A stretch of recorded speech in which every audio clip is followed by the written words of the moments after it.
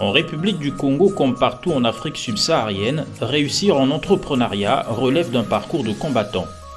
Le secteur attire beaucoup de jeunes, mais ces derniers sont souvent confrontés à plusieurs difficultés et ont du mal à se développer faute d'accompagnement de qualité dans un écosystème entrepreneurial difficile, mais qui tend à s'améliorer au fil des années.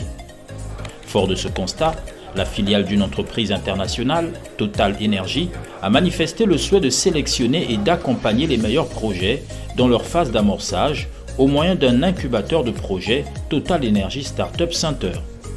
Pendant près de 18 mois, 7 porteurs de projets ont été accompagnés dans la structuration de leurs projets.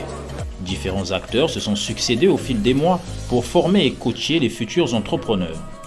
Un partenariat avec le ministère des Petites et Moyennes Entreprises, de l'Artisanat et du secteur informel a été signé pour offrir à ces derniers la possibilité d'avoir des garanties via le mécanisme mis en place par le Fonds d'impulsion de garantie et d'accompagnement.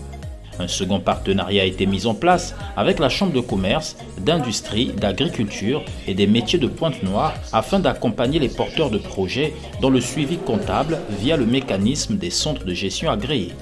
Et en vue de renforcer les fonds propres des entrepreneurs en herbe, le cabinet conseil Obac Capital a fait partie des cabinets sélectionnés pour effectuer le montage financier, mobiliser les capitaux auprès des business angels et accompagner les entrepreneurs dans la phase d'exécution. Sur 7 projets accompagnés par l'incubateur Total Energy Startup Center, 5 ont été confiés au cabinet conseil Obac Capital. Je me nomme Lionel Grasse Goma, président et directeur général de la société innovatrice Congo SAS, qui évolue dans le secteur du tourisme. En effet, nous facilitons, on va dire, l'accès et la visibilité des sites touristiques congolais, et cela via une application mobile qui permet à tout le monde de pouvoir réserver où qu'il se trouve dans le pays, et cela depuis un smartphone. Je suis Gloire Nsoko, manager de formation et fondatrice de la start-up Gold Banana. Alors aujourd'hui, 9 sur 10 producteurs de bananes en Afrique et au Congo en particulier vont jusqu'à perdre 60% de leur production post-récolte. Forcé de constater cela, nous n'avons pas été insensibles. Nous avons donc compris qu'il y avait quelque chose à faire. C'est alors qu'est né le projet Gold Banana. Notre solution consiste donc à revaloriser la banane en la transformant en farine alimentaire et panifiable de banane. Je suis Moïse Obengwamba, le porteur du projet Majoris. Alors notre activité principale, c'est l'apiculture, c'est-à-dire l'élevage des abeilles.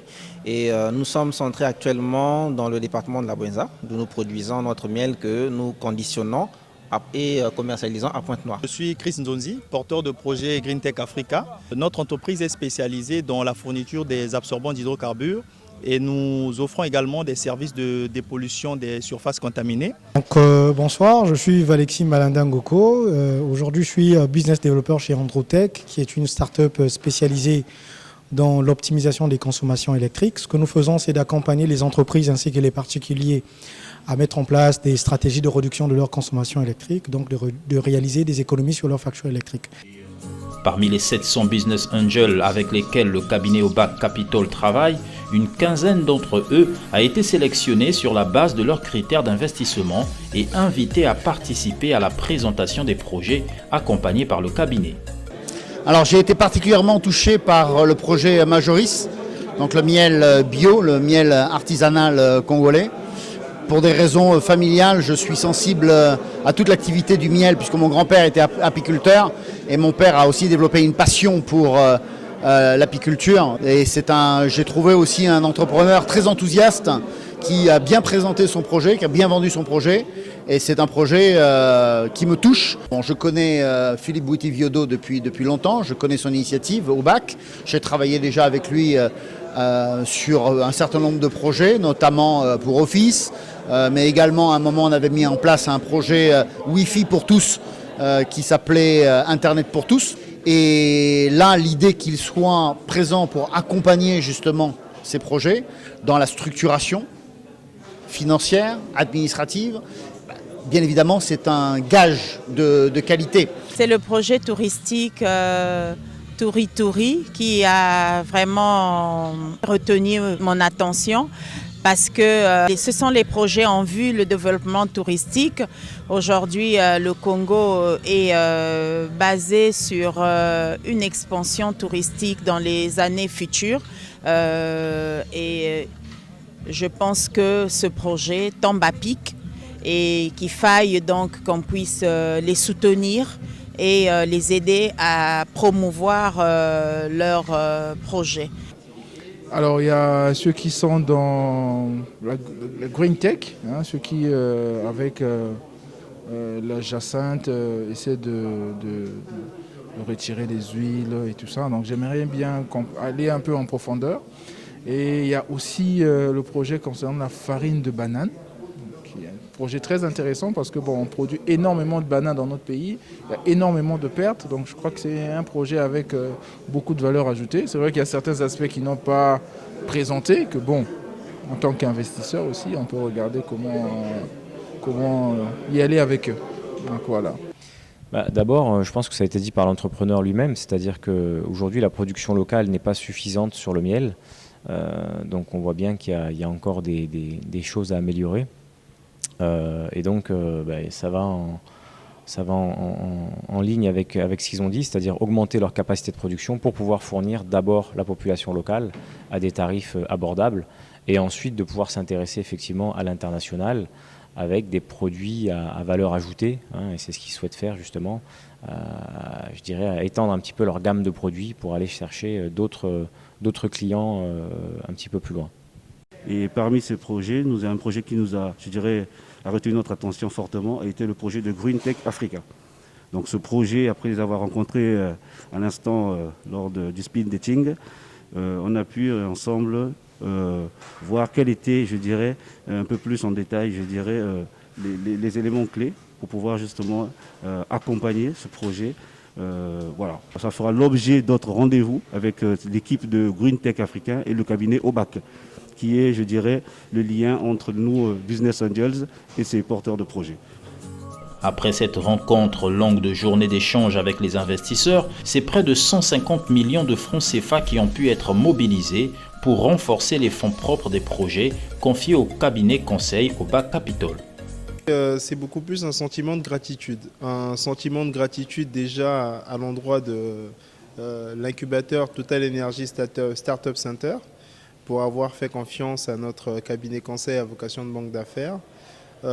Pour accompagner en quelque sorte justement ces différents porteurs de projets dans la phase du montage financier et de la mobilisation de capitaux. Le fait de voir justement ces porteurs de projets, pour certains d'entre eux, avoir déjà mobilisé ou alors avoir mobilisé des financements en partie, eh bien justement nous donne un sentiment de gratitude, non seulement à l'endroit de l'incubateur Total Energy Startup Center, mais aussi à l'endroit des investisseurs avec lesquels nous travaillons aujourd'hui. Nous avons un réseau d'un peu plus de 700 business angels aujourd'hui avec lesquels nous travaillons à la fois en local mais à l'international. Ces sourires aux lèvres témoignent du bon déroulement de ces entretiens. Une performance qui force l'admiration.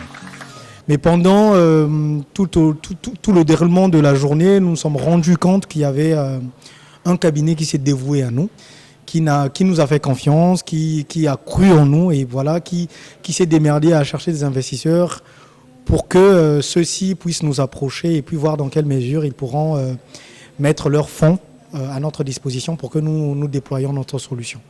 Donc c'est quelque chose de très louable. Voilà pourquoi je vous recommanderais de faire confiance à OBAC, qui est un cabinet vraiment avec une expertise avérée.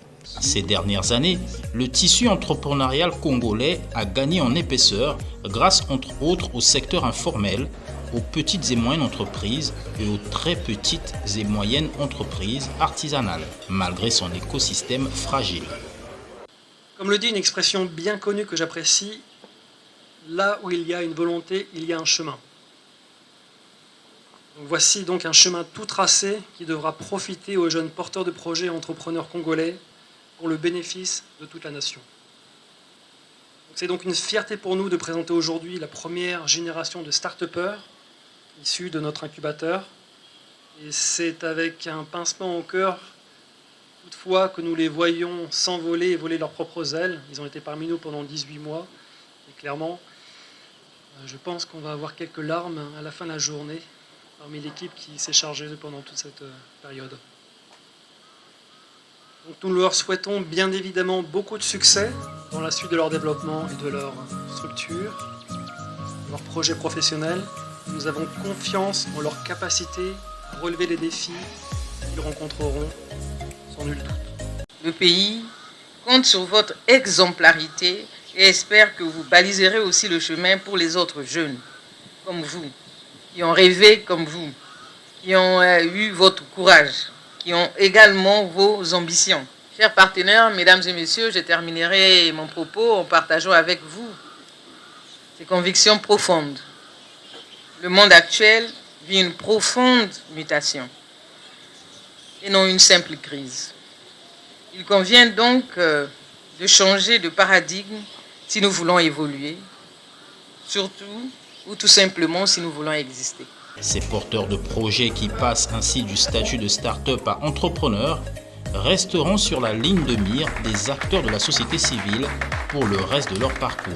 Quant à notre équipe de Bilili News, nous gardons un œil sur ces derniers qui seront peut-être les pionniers de la Silicon Valley à la congolaise.